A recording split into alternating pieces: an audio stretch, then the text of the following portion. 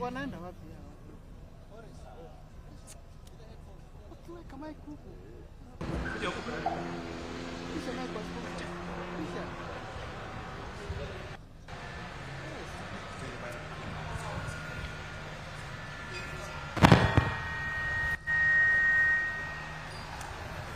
Thank you very much, Minister.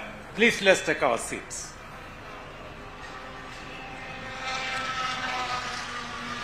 Distinguished guests, ladies and gentlemen, good afternoon. It is a great pleasure to be back here in Naivasha for the 2026 Safari Rally, marking the culmination of the 73rd edition of one of the world's toughest and most grueling rallies.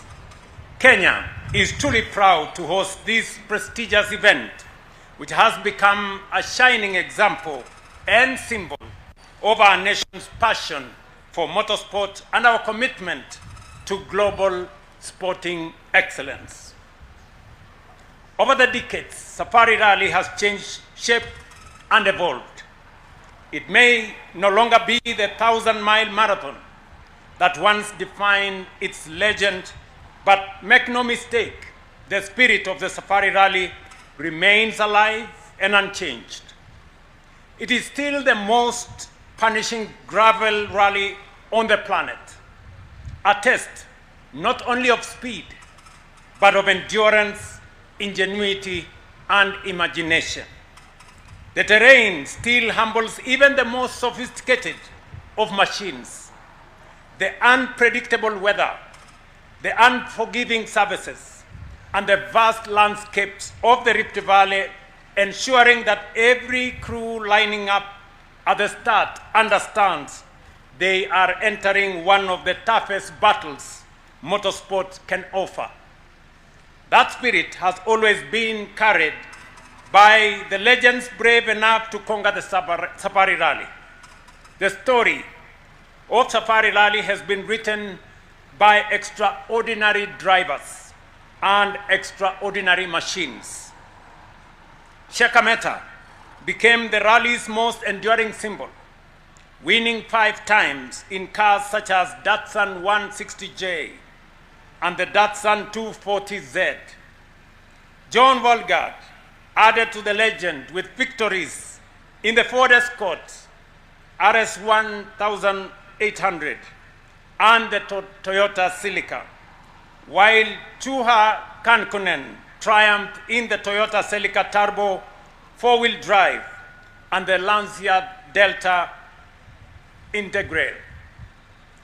Later, modern icons such as Colin McRae wrestling the Ford Focus and Subaru Impreza through the African wilderness, and Tommy Mäkinen mastering the Mitsubishi Lanza Evolution.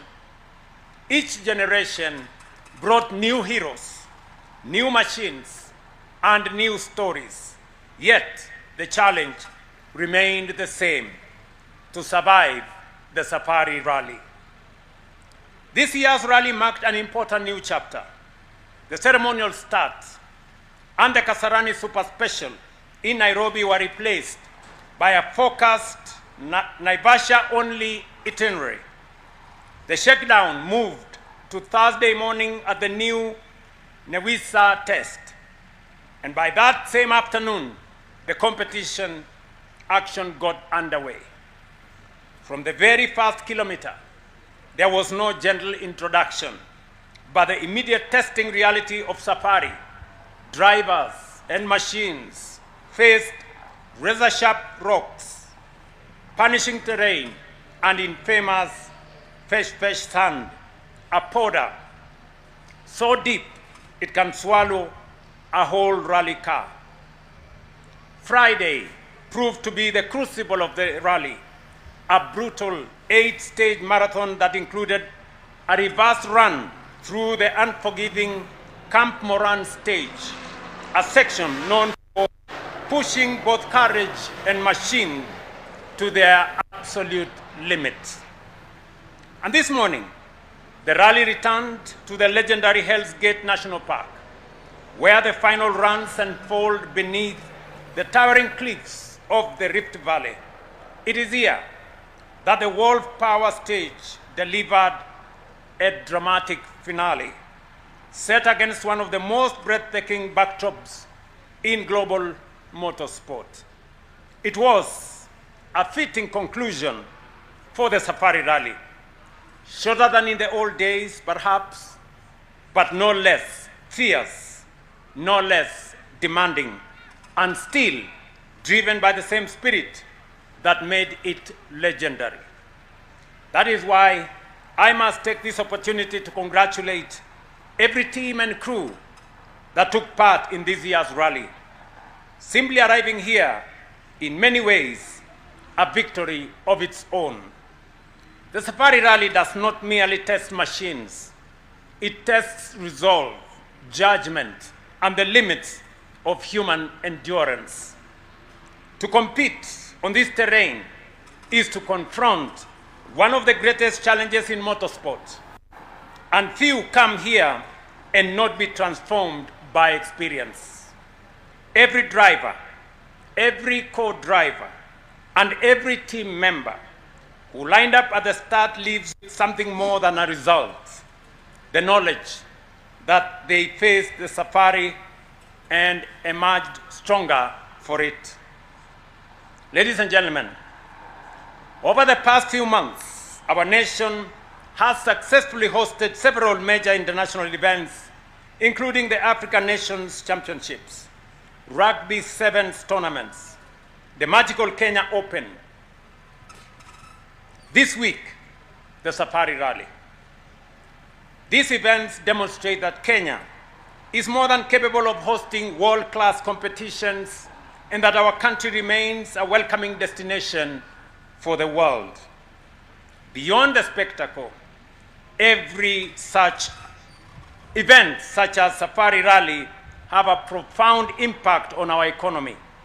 They support business, create employment opportunities, stimulate tourism, and generate valuable foreign exchange for our country. Last year, I asked the Kenya Motorsport Federation to work with the Ministry of Sports and International Automobile Federation to advance two important initiatives: the local production of an affordable International Automobile Federation cross car and the establishment of a rally academy. Today, I am pleased to announce that Cooperation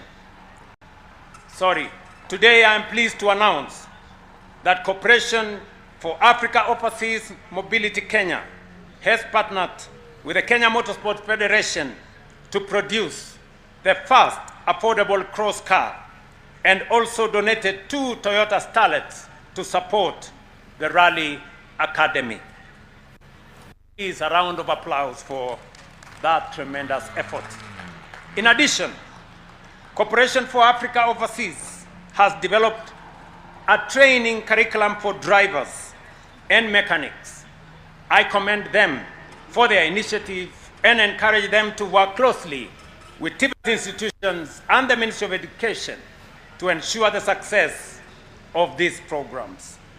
Through the Ministry of Sports and the Motorsport Academy, the government continues to support the initiative to ensure that it provides opportunities, training, and resources for next generation of Kenyan drivers, engineers, and technicians.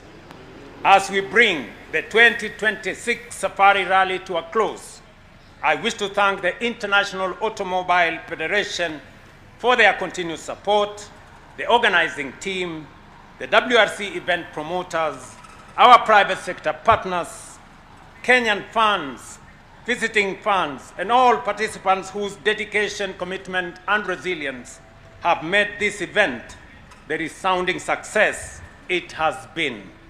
I look forward to welcoming you again in 2027. And let me say this finally. To the great Kenyan sportsmen and women who have showed up in big numbers, the enthusiasts who have come here for the last 3 to 4 days. I know many of you traveled in difficult terrain as you made your way to Naivasha. I know maybe also on your way back, you will be enduring a lot of jam and a lot of vehicles on the road. I just want to assure you that this is the last year where we are going to have jams on the road between Nakuru and Nairobi. By next year, we will have completed the dualing of the Nairobi-Nakuru highway, and you will find your way to Naivasha much more easily. Let me also tell to our fans from the East African community, your participation in this event has made this event a truly East African safari. Your coming here from Rwanda, from Uganda, has promoted and elevated this safari into a regional safari rally, and I welcome you to Kenya. As has been said here, magical Kenya, the origin of wonder. Enjoy your stay while you are in Kenya. And finally, I want to say to the great people of the Republic of Kenya that this is the last safari rally where we will be spending public money to promote it. From next year, this event will be fully funded, fully supported by the private sector. And I want to congratulate the private sector for stepping up as patriots and citizens and partners with the government of Kenya to assume the responsibility of hosting this event, managing this event, and promoting this event and financing this event.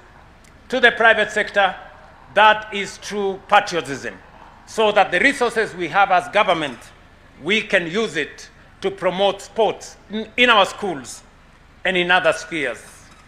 Congratulations to Kenya Commercial Bank, Sports Pesa, and all the other promoters and supporters and partners that will be participating, Safaricom included, and Kenya Airways, and all the other good people.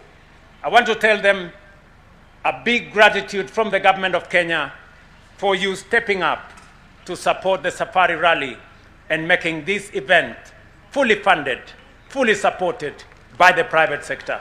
That is what private-public partnership looks like. Thank you very much.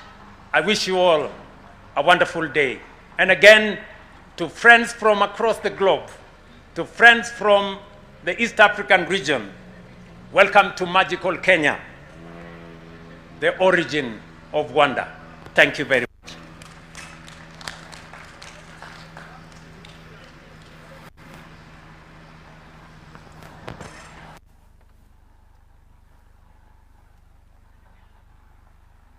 A round of applause for His Excellency Tafadhali.